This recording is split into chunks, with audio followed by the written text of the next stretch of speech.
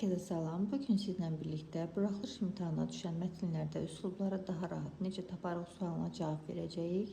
Gəlin sizlə birlikdə mətnləri nəzərdən keçirək və mətnlərin hansı üsluba aid olduğunu ayırt etməyə çalışaq. İlk öncə onu qeyd edim ki, mətnlərdə üslubları tapmaq üçün biz üslub bölməsinə xüsusi diqqət yetirməli, hər bir üslubun özünə məxsus cəhətlərini, xüsusiyyətlərini əzbər bilməliyik. Gəlin mətnləri nəzərdən keçirərək üslublarını tapmağa çalışaq. Bizim birinci mətnimiz burada Söyüd kölgəsi barəsindədir. Söyüd kölgəsi adlanır. Elə mətnin adından da göründüyü kimi burada bir bədilik görürük.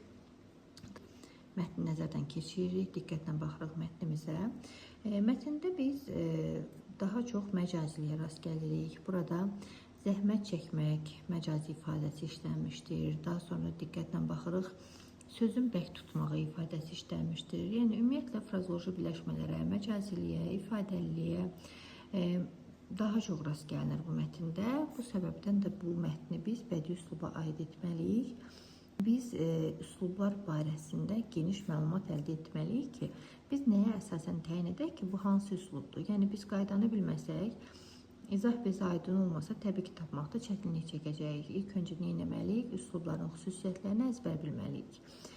Mətndə ümumiyyətlə hansısa bir hadisədən danışılır və burada daha çox məcazi mənalı ifadələrə, məcazi sözlərə və çox mənalığa rast gəlinir.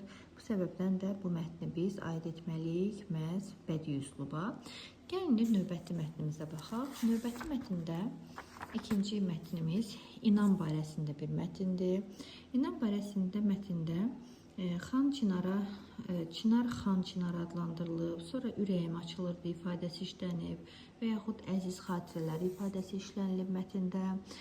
Çinarlara qayıtkeş yanaşmaq barəsində yazılıb və yaxud burada hansısa bir hadisə haqqında danışılır, məcazilərə rast gəlinir. Burada da həmçinin ifadəliyə rast gəlinir, çox mənalığa rast gəlinir. Yəni diqqətlə mətni nəzərdən keçirirsək, burada daha çox məcazi ifadələrə rast gəlməsi sözsüzdür. Çünki bu mətndə məhz bədii mətndir. Bədii mətnin xüsusiyyətlərini burada daha çox görürük. İndi isə gələk sizdən növbəti mətnimizə baxaq. Növbəti mətn məhz əlifba islahatı barəsindədir. Mətnin adından da göründüyü kimi biz burada artıq bədii üslub əlamətini, xüsusiyyətini axtarmayacağıq. Çünki burada hansısa bir islahatdan danışılır, hansısa bir islahat haqqında məlumat bizə verilir, anlaşıqlı bir dildə yazılmışdır. Burada Mirzə Fətəli Axundzadənin məhz xidmətlərindən danışılır. Əlifba islahatı barəsində məlumatları öz əksini tapıb.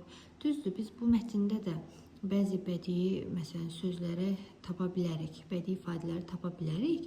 Amma ümumi şəkildə mətni nəzərdən keçirsək görərik ki, bu mətn məhz məlumat xarakterlidir. Yəni məlumat xarakterlidir, anlaşıqlıdır, kütləvidir. Bu mətndə ictimai təfəkkür xüsusiyyətləri öz əksini tapıb. Yəni ümumi məlumat xarakterli bir mətndir. Əlifba islahatının haqqında danışılır, bizə məlumat ötürür. Bu səbəbdən də bu mətni biz aid etməliyik məhz publistik üsluba. Gəlin növbəti mətnimizə baxaq. Növbəti mətnin adına ilk öncə diqqət yetirək. Burada insanlıqdan danışılır.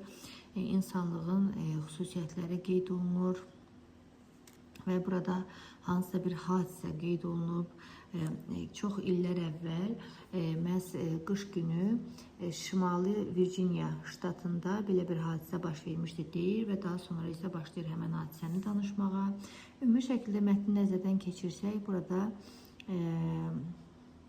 müxtəlif məcazi mənalı birləşmələrə, sözlərə, məcaziliyə, ifadəliliyə, hansısa bir hadisəyə, sujetə rast gəlirik və bu səbəbdən də bu mətndə biz aid etməliyik məhz bədii üsluba.